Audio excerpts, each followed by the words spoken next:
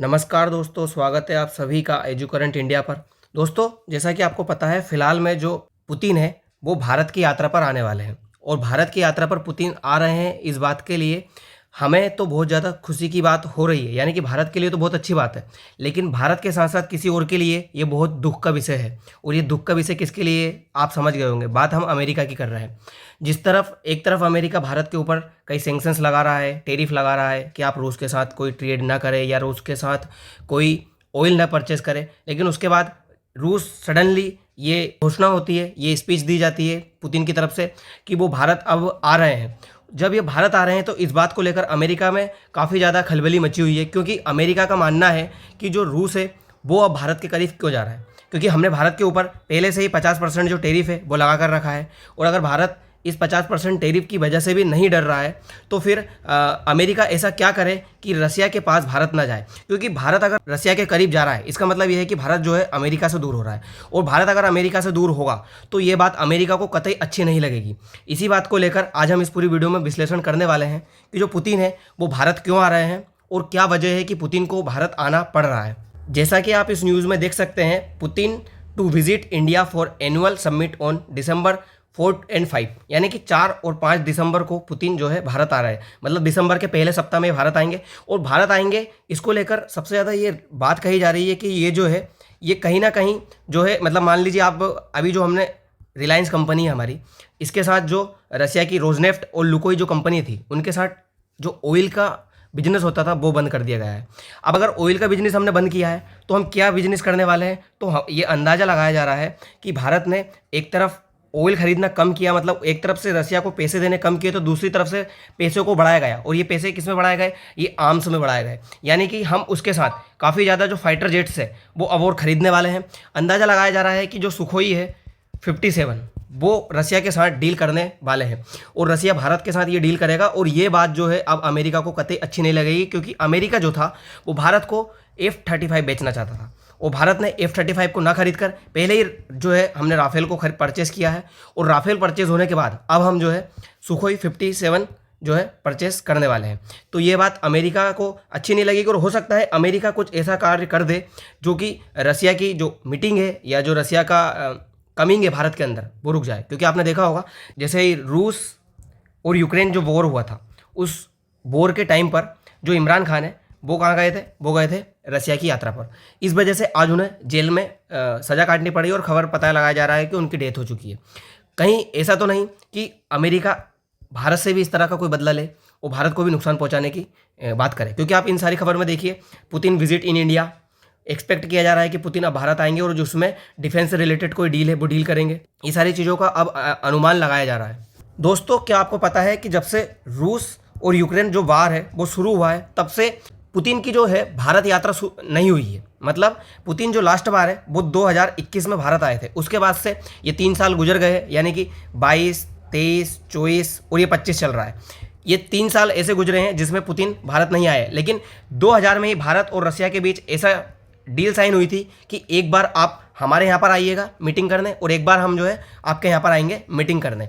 इस बार है वो डील अब लगता है कंफर्म होने वाली है, क्योंकि पुतिन जो है भारत आने वाले। 2024 में प्रधानमंत्री नरेंद्र मोदी यहाँ की यात्रा पर जाते हैं और उसके बाद ये जो पुतिन है वो भारत की यात्रा पर आते हैं। दोस्तों, आपको पता होगा कि जो अमेरिका है उसको ये लगने लगा था कि जो भारत है वो रसिया के साथ अब उतने अच्छे व्यवहार नहीं रखेगा, ये रसिया से जो है वो डील नहीं करेगा और रसिया के करीब अब नहीं जाएगा, क्योंकि अमेरिका के साथ साथ अमेरिका की जो बात मानी थी, हमने जो ऑयल परचेस करना कम किया था, उससे अमेरिका को ऐसा लगने लगा था कि अब रसिया के साथ ऐसा नहीं होगा। लेकिन ये जो सिलसिला है 2021 से बंद हुआ था कि यात्रा जो है चलती आएगी नहीं आएगी। 2021 के बाद आपको पता है रूस और यूक्रेन वार शुरू हुआ, फिर उसके बाद जो रसिया के प्रधानमंत्री है वो भारत नहीं आते हैं, जो रसिया के राष्ट्रपति है वो भारत नहीं आ पाते हैं और हमारे प्रधानमंत्री भी रूस नहीं जा पाते हैं। फिर 22 में भी नहीं हुए, यानी कि 22 और 23 2 साल ऐसे गए जिसमें कोई यात्रा नहीं हुई। फिर 2024 में प्रधानमंत्री मोदी रसिया की यात्रा पर जाते हैं और रसिया के साथ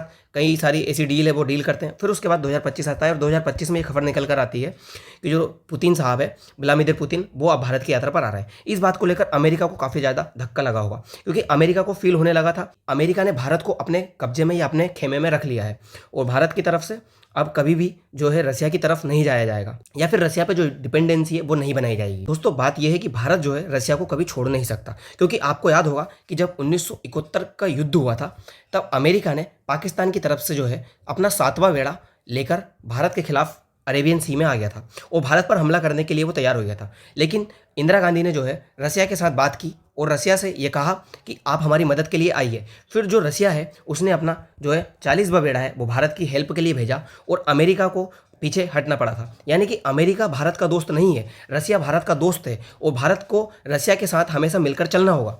दोस्तों सबसे बड़ी बात यह है कि अभी रसिया और यूक्रेन वार रुका नहीं है और रसिया के ऊपर बहुत सारे सैंक्शंस लगे हुए हैं और उन सैंक्शंस के बावजूद जो रसिया है वो भारत की यात्रा पर आ रहा है।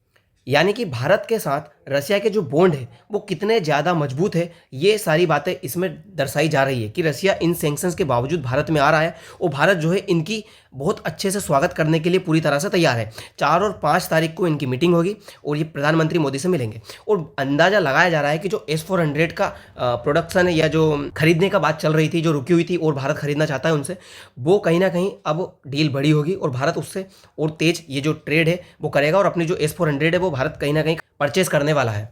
तो अमेरिका को इस बात से सब ये लगने लगा था कि उसने जो है रसिया को आइसोलेट कर दिया और रसिया के पास कोई भी देश जाएगा नहीं और रसिया ना ही कोई किसी देश के पास जाएगा। इसी बात को लेकर रसिया के जो राष्ट्रपति है उनको काफ़ी ज़्यादा बुरा लगा था और उन्होंने जो ट्रंप है उनको गलत साबित करने के लिए 2024 में एक के बाद एक 11 ऐसी विजिट थी जो कर डाली अलग अलग देशों में। यानी कि उन्होंने ट्रंप को काफ़ी ज़्यादा नीचा दिखाया। इस बात को लेकर ट्रंप की काफ़ी ज़्यादा बेइज्जती भी होती है और ट्रंप को समझ में आ जाता है कि जो पुतिन है वो किसी की सुनने वाले नहीं है, वो अपने ही मन की चलाएंगे।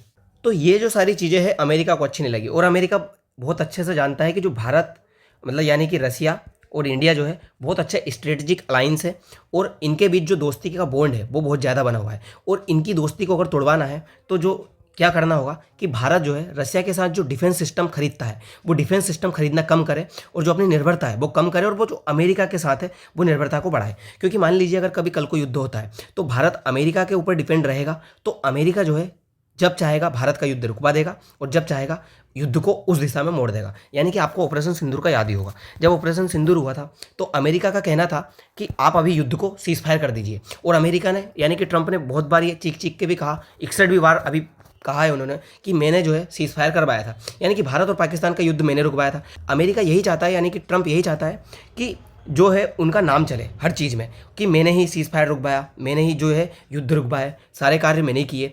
तो इसीलिए भारत की जो डिपेंडेंसी है उसका अमेरिका पर होना जरूरी है, तभी तो भारत अमेरिका की बात मानेगा।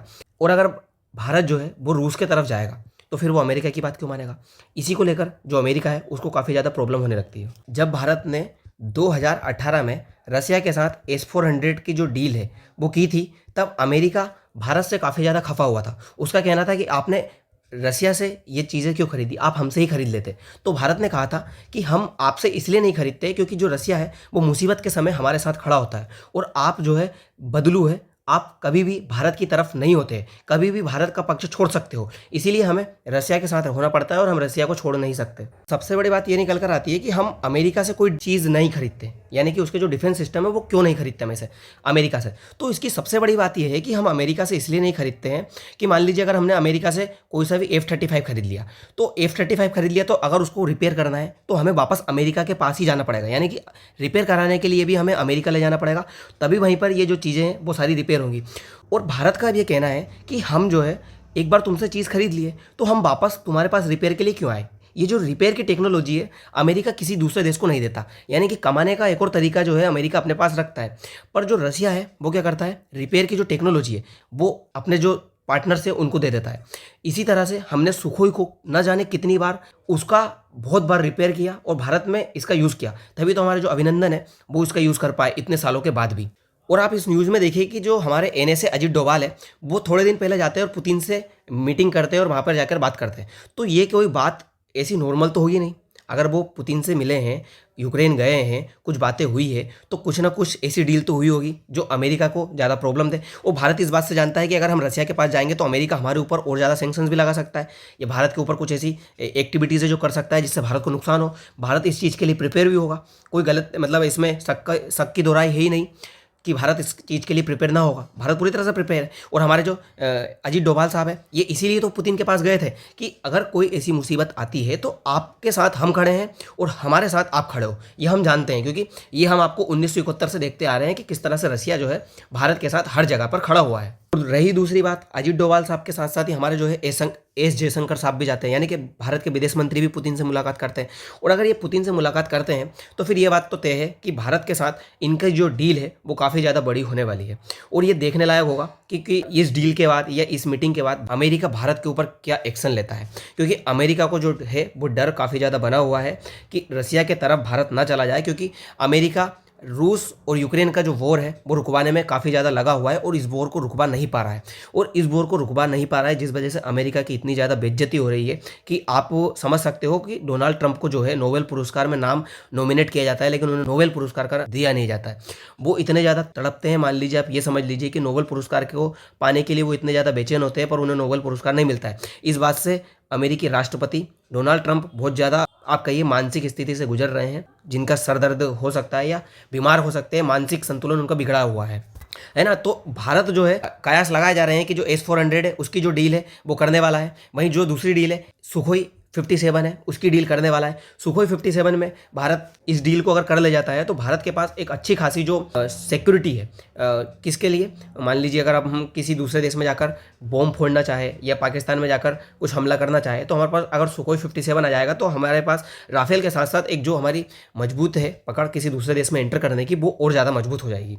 वहीं अगर बात करें सुखोई 57 की तो सुखोई 57 एक सिंगल सीट का 2 इंजन डिजाइन वाला एक जेट लड़ाकू विमान है।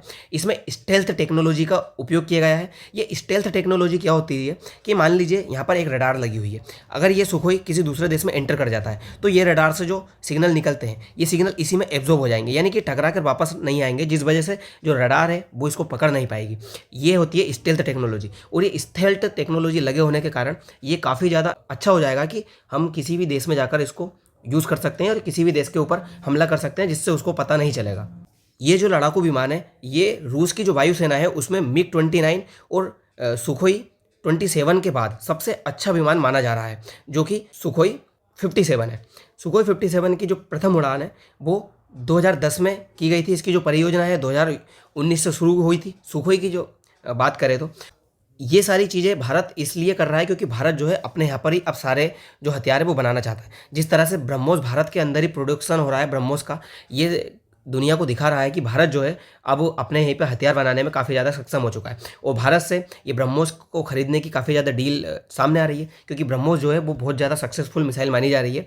हमने जिस तरह से पाकिस्तान में गलती से मिसाइल चलाई, हमने बोल दिया कि हमने गलती से ब्रह्मोस चल गई थी और आप हमारे ब्रह्मोस को पकड़ नहीं पाए। इस वजह से समझ में आ गया कि भारत की जो टेक्नोलॉजी है अब वो काफ़ी ज़्यादा मजबूत और बहुत अच्छी मानी जा सकती है। आप इसमें देख सकते हो कि राजनाथ सिंह और योगी आदित्यनाथ है ये ब्रह्मोस का किस तरह से सेरेमनी करते हैं, ब्रह्मोस के साथ फोटो के साथ है। मतलब ब्रह्मोस जो है वो भारत की बहुत अच्छी मिसाइल में कंसीडर हो चुकी है और ब्रह्मोस के साथ अब जो डील है वो बढ़ने लगी है। उसी तरह से भारत चाहता है कि अपने फाइटर जेट्स में भी भारत जो है अपनी जो स्थिति है वो मजबूत करे और विदेशों में बेचे। अब दोस्तों ये देखना ये होगा कि किस तरह से भारत में पुतिन आते हैं और अमेरिका इसका क्या रिएक्ट करता है और भारत के साथ उनकी क्या डील होती है, ये देखने वाली बात होगी। फिलहाल के लिए इतना ही, मिलते हैं अगली वीडियो में। धन्यवाद।